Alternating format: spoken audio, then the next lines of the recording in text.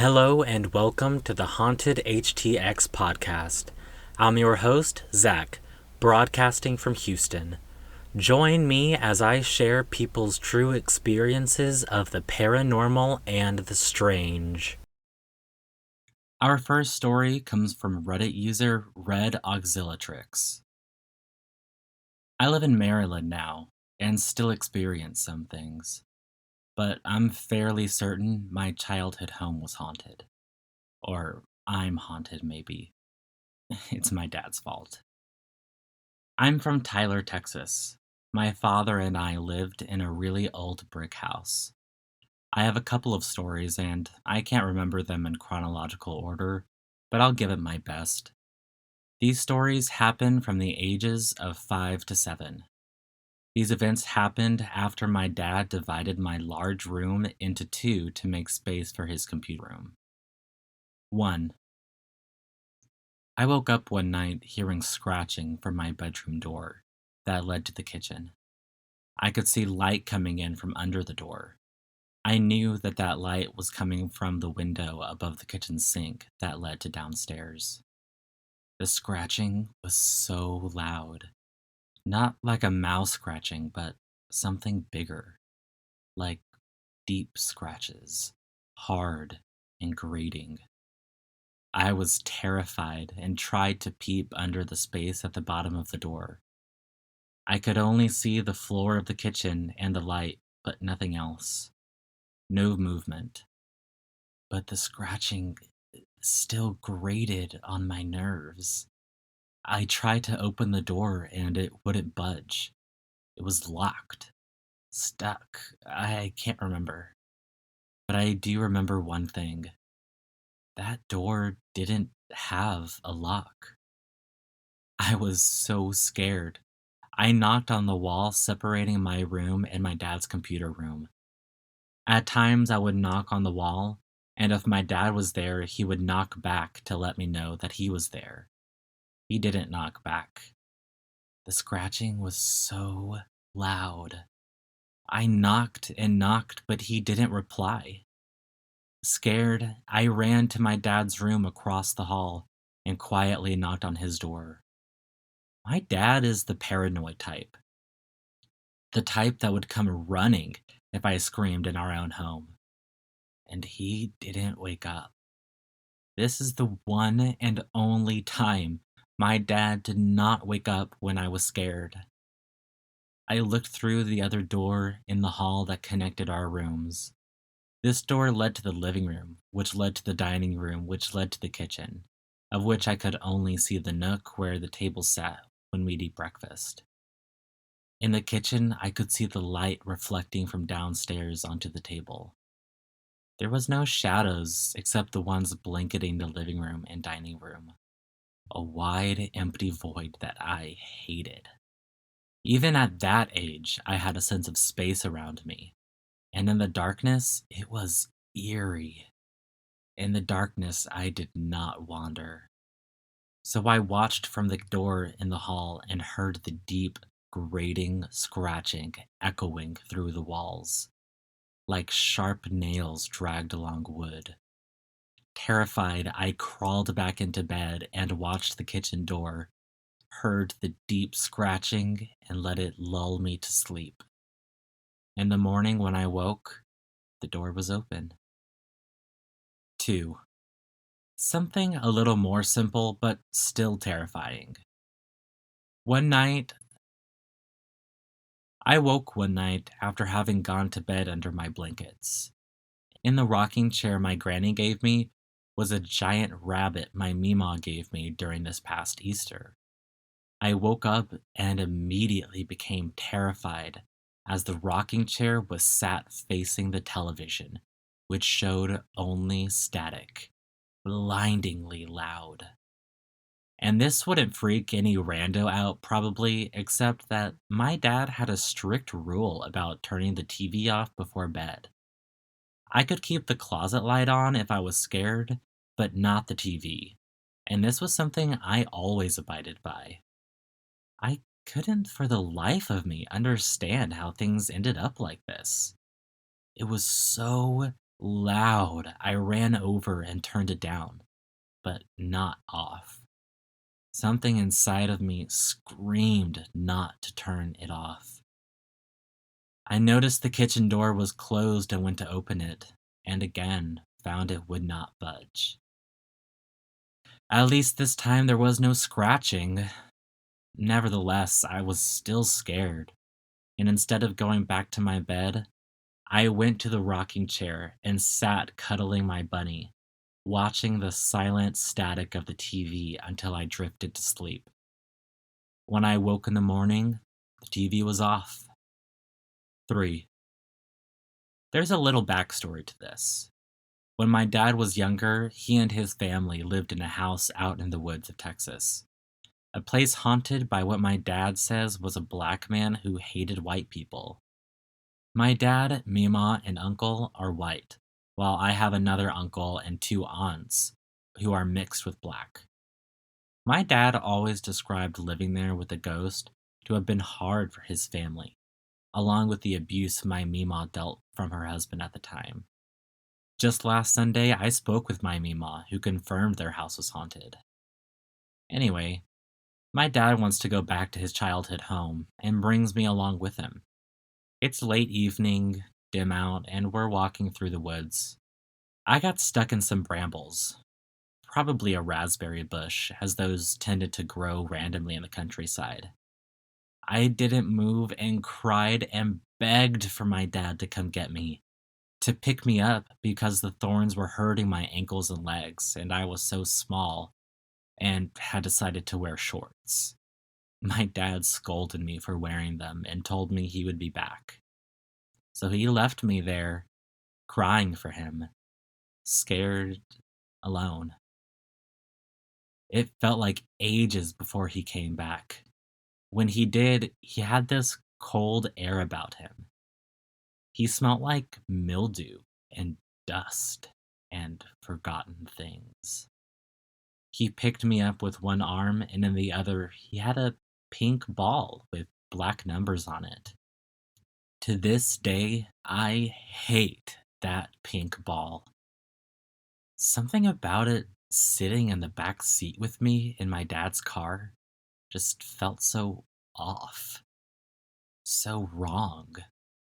It was always cold and creeping, and creep it did, around the house in my room. I didn't play with it. I didn't want anything to do with it. But everywhere I turned, it was there. When my dad brought me home that night, he told me, "This is a ghost ball," holding it out to me. "When we were little, it always moved around. Your Aunt Kay couldn't stand it," he said, laughing. Of course, he would laugh. It didn't haunt him from his computer room, but it haunted me. It made me so scared, so mad. One day I took it and stuck it in a drawer, one that would stick shut because it had once been painted over. It was a part of a wall of drawers and closets, which is quite strange in modern times, but it was a very old house. Like, no air conditioning, no heat, all the floors were brick, and some ass bricked up the fireplace so we froze in the winter. But I digress. So I stuck this haunted ass ball in a sticky drawer, being careful my dad didn't see me. He was strangely protective of that ball. I was confident he wouldn't find it. We didn't use the drawers in the wall because they were stuck, so I knew he wouldn't bother, but one morning I woke up before my dad, and from my bed I could hear a tapping. I looked up, and through the door into the kitchen and down the kitchen hallway came that ball, bouncing, bumping into the trash can, and rolling into the door frame. To put it mildly, I jumped up faster than a jackrabbit and hightailed my butt into my dad's room and woke him up. After explaining everything that happened, he took the ball, and I never saw it again. That's everything that happened in Texas. I'm 24 now, and still kind of plagued by weird shit. Mainly a ghost at the moment that's taken to poking me and crawling in my bed, but that doesn't exactly count for Texas, right? Our next story comes from a phone call I had with Shawn. I've got a couple of significant stories. The first one happened in Galveston, Texas, in a house that was built in 1890. So it survived the hurricane of 1900, which is why they think it's haunted. My sister and my brother in law lived in this house, and pretty much everybody who's ever stayed in there has had some kind of encounter with entities. Supposedly, there are ghosts of people who died in the house during the hurricane of 1900. One of the entities is a butler, dressed in time period appropriate butler clothing. And then there is a little girl that wears a nightgown from that era. So, the experience I had is one night I was sleeping in the bedroom that belonged to my niece. It had a bunk bed with charm bracelets wrapped around the bedpost. I had been laying in there for 5 or 10 minutes and I felt something heavy on my chest, like someone was holding me down. I started to panic and tried to get up, tried to scream to get somebody to come help me. And it was like, whatever the hell is sitting on my chest is pulling the breath out of my mouth before I could make any sounds. And the bed started to vibrate. And I know it started to vibrate because I could hear those silly charm bracelets jingling on the bedpost. And, all this is happening. I'm, of course, freaking out, trying to figure out how I'm going to get up and get away from whatever has got me. And now, in those houses, every room joins the next room. You can make a full circle in the house without turning around. So the door from the hallway opened. And at first, I was excited because I thought it was the dog who always woke me up and licked me in the face. I mean, that's why I had the door shut to begin with. But it wasn't him. It was a little girl. She came across the foot of the bed and she turned and just kind of glanced at me as she went by into the bathroom. And at that point, I'm like really, really panicking. And the light from outside came on. There were no curtains in the window of the bedroom. And when the light came on, everything stopped. Well, I grabbed my pillow and my blanket and I slept in my car for the night because I would not go back in there by myself. Not very much long after that, my kids came down. My daughter was like 2, maybe less. So I put her to bed to take a nap in the middle of the day in that room. She had been in there 10, 15 minutes and she started screaming like a parent never wants to hear their kid scream. It's a scream something's wrong by the sound. I ran back to get her. I picked her up, and all she could say to me was, "The man scared me." She kept saying it over and over, "The man scared me, the man scared me." And she kept crying. She cried so long, I had to call her mother to drive 2 hours to come and pick her up. Now, we don't know what she saw, because she was too little to tell us, but we had assumed it was the butler, because, shortly before then, he had presented himself to another child. We don't know what the situation was with that, but that kid, man, I don't know. They had to put that kid in a hospital after his encounter, but that's not my story, so I'll leave that one alone. The house is still there. Every time I go to Galveston, I go by that house, and I can get as far as the gate before I have to turn around. I've never been back in it. It's been for sale for like 10 years. They've remodeled it, but nobody will buy it. So, my next story. I went to work in a place called Johnson City, Texas, and was building Airstream travel trailers. Now, I personally am a night owl. I prefer to do my things when nobody else is awake to bother me while I'm doing it. So when I get to this place, I went to work and I told the guy I wanted to work the night shift. And he said, sure, that's fine. So he was working in the day and I went to work at night. And I had been working there 2 or 3 weeks with no problem whatsoever. Then one night, I felt something. It was just weird, like somebody was watching. Every time I turned to look to see if there was something watching, there was nothing there. So it got to the point where it was bothering me so much that I started buying motion detector lights and hanging them everywhere in the whole shop so that everywhere I walked there would be light. But that didn't work. Then it got to the point where I had to start asking people to sit with me at night where I was working because I didn't want to be there by myself. And just weird things would happen. Like my radio would go off, or I would be using the nail gun and trying to pick it up and use it, and it wouldn't work. And I would turn around and somebody would have unplugged the air hose. One thing that happened every single time would be if you changed the shop radio to anything other than old country music, it would change it back to old country music. And I mean, it did. So just to mess with people, I would take them over there and do it. Change the station. And it changed it back every single time. So one night that I had the girl I had sitting with me there, and she said, "Who's the man in the back of the shop?" And I'm like, "There's nobody here but us. There's no way that anybody is here." So she says, "No, somebody's here. I just saw a man standing right back there in that corner." I went and looked and walked around the grounds and everything. There was nobody there. I couldn't find any tracks or evidence that anybody had been there. So one day I went and asked my boss, "Hey man, has anything ever happened at night? Has anything weird happened in the shop?" And I mean, this dude tells me verbatim the exact same things that had happened to me.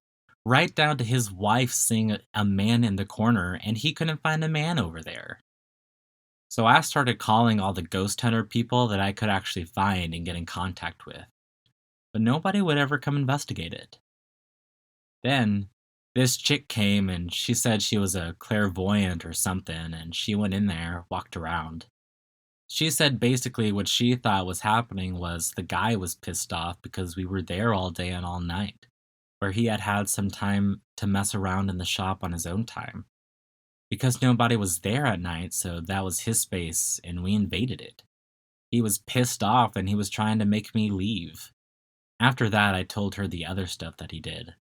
Like one time, I was taking a mattress out of a little camper, and I leaned it against the wall, and I turned around to get something, and when I came back, there was a footprint. I still have pictures of that. Or my dog also would grab her blanket wherever I'd go. She would never let me go anywhere by myself.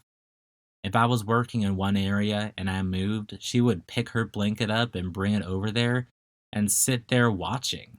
No, she'd be watching something basically, but there was never anything there. Our last story comes from Anahi. It happened in El Paso, Texas. This was about 12 years ago. I was probably around 9 or 10 years old. We were visiting my mom's aunt's house, and like any Hispanic family, we were sitting outside just talking and eating. My cousin and I decided to go wander around, as kids would. We were located in a neighborhood where the houses stood on the slopes of mountains.